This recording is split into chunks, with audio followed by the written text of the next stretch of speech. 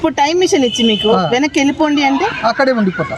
రారు రారు. ఆ మంచి రోజులు ఆ రోజులు ఇప్పటికీ గుర్తు చేసుకుంటా ఉంటాం. ఓకే, మీకు మీ బ్రదర్స్ కి బట్టలు కొనడానికి ఎంత అయ్యేవి ఖర్చు?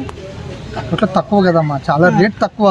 అప్పట్లో ఎంత అయ్యేటి మహా అంటే 200-300 అయితే అందరికి బట్టలు వచ్చాయి. అమ్మకి చీర అన్ని మొత్తం వచ్చేది. 500 రూపాయలు పెట్టాలంటే ఇంటికి అంత. మ్యారేజ్ అయితే నా మ్యారేజ్ టైంలో మా మామగారు ఇచ్చింది 500 రూపాయలు బట్టల కోసం.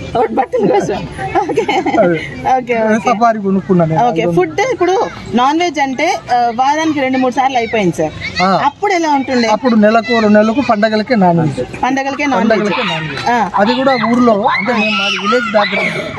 ఊర్లో ఒక యాట అని అంటాము, అది ఒక పొట్టేళ్ళు కోసుకుంటే అంత ముందు రోజే అందరికి చెప్తారనమాట ఇళ్లలో, మీకెంత కావాలా మీకెంత కావాలా. వాళ్ళు ఆర్డర్ చెప్తారు, మాకు అర్ధ కిలో కావాలంటే వాళ్ళ ఇళ్ళకు పంపించారు.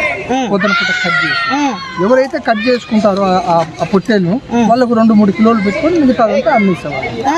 అట్లా చేశారు. ఇప్పుడు అసలు ఆ షాపులు కొడవే లేదు, ఇళ్ళకే వచ్చేది. పాలు కూడా ఇంటికే తీసుకొచ్చి ఇస్తారు, మనం పోయి పాలు తెచ్చుకునేది లేదు. ఈ కల్చర్ వేరమ్మా, అప్పుడు కల్చర్ వేరు. ఆ కల్చర్ రావాలంటే ఈ మంచి రోజులు అయిపోయినాయి. Thank you so much. Okay అమ్మా, థ్యాంక్ యూ.